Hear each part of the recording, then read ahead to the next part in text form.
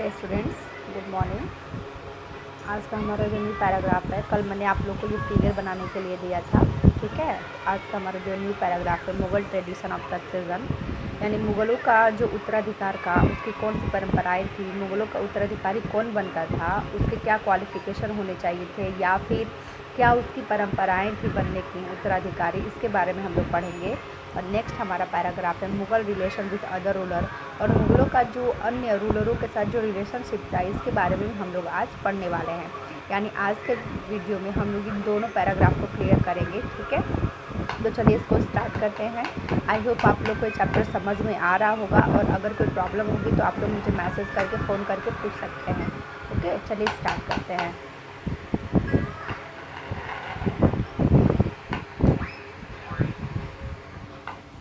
Mughal tradition of succession, उत्तराधिकार की जो मुग़ल परंपराएं थीं वो क्या थी, कैसी थी।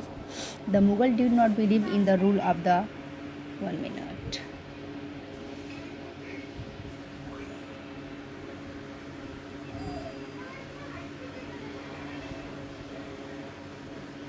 देखिए, the Mughal did not believe in the rule of the primogeniture. Primogeniture का मतलब होता है ज्येष्ठाधिकार, where the eldest son inherited his father estate. देखिए, मुग़ल जो होते थे, पहले आप प्रीमोर्गेनेचर का मतलब समझ जाइए। इसका मतलब ज्येष्ठाधिकार होता है। ज्येष्ठाधिकार क्या है मैं उसको अभी आपको बताऊंगी। देखिए, जो मुग़ल होते थे तो मुग़ल ज्येष्ठाधिकार के नियम में विश्वास नहीं करते थे। ज्येष्ठाधिकार का मतलब होता है, अगर कोई राजा है और उनके 5 पुत्र हैं तो पांचों में जो सबसे बड़ा है उसको सारा साम्राज्य सौंप दिया जाता था ज्येष्ठाधिकार के अंतर्गत, और वो पूरे साम्राज्य को चलाता था, अपने भाइयों को लेकर के चलाता था। तो ऐसा ज्येष्ठाधिकार था, लेकिन मुग़ल इन परंपराओं में विश्वास नहीं करते थे।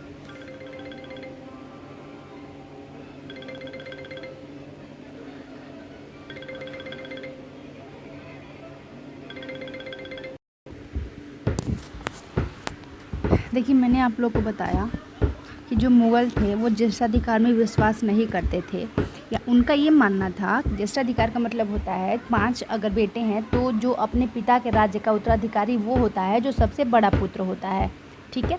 Instead they followed the Mughal and Timur custom of the co-parency inheritance or a division of the inheritance amongst all the sons। Mughal जो होते थे वो मुग़ल जिन्होंने अपनी सत्ता को स्वीकार करना इनकार कर दिया था,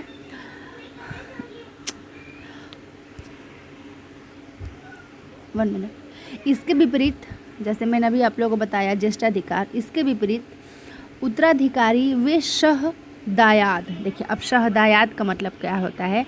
देखिए, को पेरेंसी का मतलब होता है शहदायाद, यानी कि समान मात्रा में, ठीक है। शहदायाद का मतलब होता है समान मात्रा में।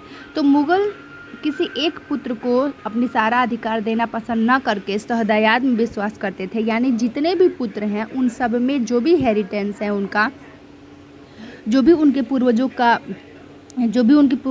की सत्ता है, या फिर जो भी उनका उत्तराधिकार है, वे सब में बराबर बांट देना ज़्यादा उचित समझते थे, ठीक है। और शहदायाद क्या है, ये मुग़ल और तैमूर वंशों की प्रथा थी। मुग़ल और तैमूर वंश यही करते थे कि ये अपना जो भी राज्य होता था, प्रोविनेंस होता था, धन दौलत होता था, वो सभी लड़कों में बराबर बांट दिया करते थे। Follow the highlighted passage in table first and note the evidence for the rebellion by the Mughal princes। अगर हम टेबल फर्स्ट को देखें तो वहाँ पे टेबल फर्स्ट में जो रंगीन उद्धरण में आप लोगों को दिखाया गया है, जो मैंने आप लोगों को पढ़ाया था, टेबल 1 मिनट दिखा देती हूँ, यही है, ये टेबल फर्स्ट है।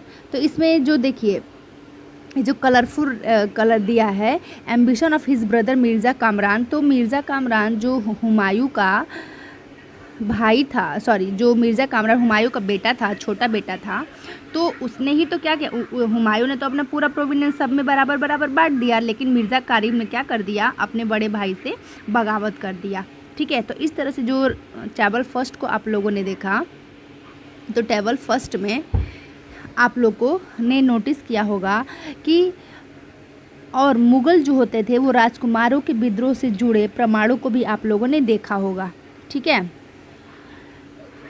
Which do you think is a fairer division of the inheritance primogeniture और the कोऑपरेंसी।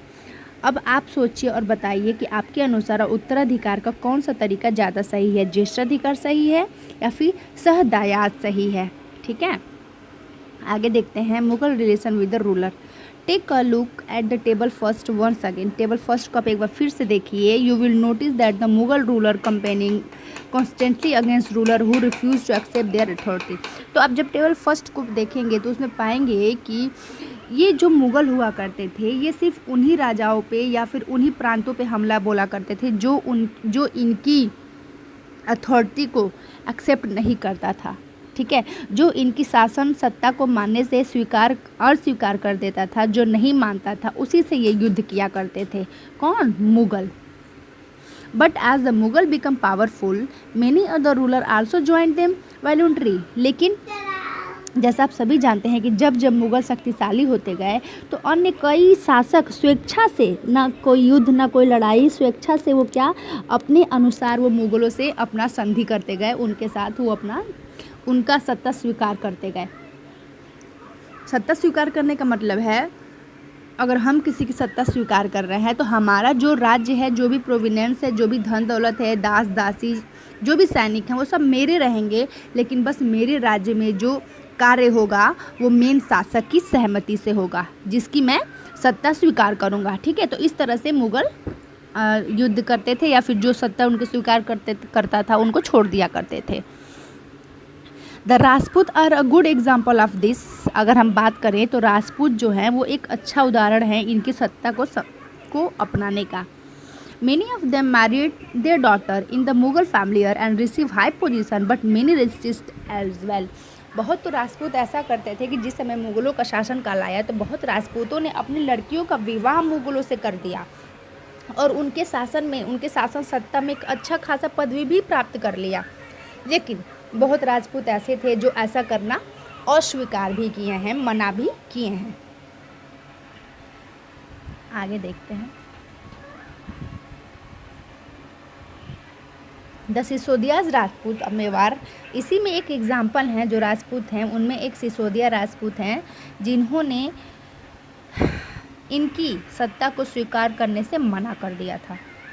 One defeated how ever they were honourably treated by the Mughal, ठीक है। जो सिसोदिया राजपूत हैं उन्होंने क्या किया था, इनके सत्ता को अपनाने से मना कर दिया था मेवाड़ के जो सिसोदिया राजपूत हुआ करते थे।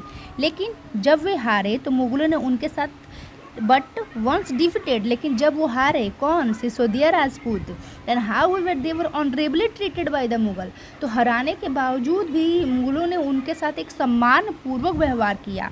और क्या किया? गिवन देयर लैंड, यानी कि उनका जो वतन था राजस्थान मेवाड़ उनको लौटा भी दिया। बैक एज द असाइनमेंट वतन जागीर, क्या करके? वतन जागीर, यानी अब आपका जो वतन है वो हमारा जागीर है। किसका जागीर? मुग़लों का जागीर है और यहाँ पर आप वही कार्य करेंगे, हमारे बिना परमिशन के कुछ नहीं करेंगे, ठीक है। तो इस तरह से उनको हराया भी और हराने के बाद उनके साथ ऐसा नहीं था कि कुछ गलत व्यवहार किया, युद्ध किया, नहीं, उनको हराने के बाद उनको उनकी सत्ता भी वापस कर दी। किसने? मुग़लों ने। The careful balance between defeating but not humiliating their opponent enable the Mughal to extend their influence over many king and chieftain। देखिए, मुग़लों का एक रूल था कि पराजित करेंगे सबको परंतु हम किसी को अपमानित नहीं करेंगे। तो पराजित करने परंतु अपमानित न करने के बीच में जो एक कड़ी थी वो सावधानी पूर्वक मुग़लों ने बनाए रखा और इसी वजह से मुग़ल भारत के अनेक शासकों और सरदारों पर अपना एक अच्छा प्रभाव भी डाल सके हैं। मुग़लों की बड़ाई भी इसीलिए होती है और यही रीज़न है कि आज हम मुग़लों को इतना जानते हैं, पढ़ते हैं, क्योंकि वो हराना चाहते थे लेकिन किसी को अपमानित करके नहीं, ठीक है। चलिए आगे देखते हैं। But it was difficult to keep this balance all the time, लेकिन ये जो बैलेंस था वो हमेशा बनाए रखना थोड़ा मुश्किल हो रहा था। Look at the table first, जैसे कि हम लोगों ने देखा टेबल फर्स्ट में औरंगजेब के शासनकाल में note that Aurangzeb insulted Shivaji, Aurangzeb ने क्या किया था, शिवाजी का इंसल्ट किया था। And when Shivaji when he come to accept Mughal authority, जिस समय what was the consequence of his insult. तो आपने देखा टेबल फर्स्ट में आपने देखा कि जब शिवाजी मुगल सत्ता स्वीकार करने आए तो औरंगजेब ने उनका अपमान किया, और इस अपमान का क्या रिजल्ट हुआ कि दोबारा उनका शिवाजी से युद्ध हुआ। ठीक है, तो कुछ ऐसे मुग़ल शासक थे जिन्होंने इस प्रथा को कहीं कहीं तोड़ा भी है, लेकिन ज़्यादातर मुग़लों ने यही प्रथा अपनाई है, हराना लेकिन किसी को अपमानित न करना। ठीक है बच्चों, तो आज के लिए इतना ही रहने देते हैं। कल आपका जो नेक्स्ट पैराग्राफ है मनसबदार एंड जागीर, उसको जागीरदार, इसको हम लोग कल पढ़ेंगे। ओके, आज के लिए इतना ही, बाय बच्चों।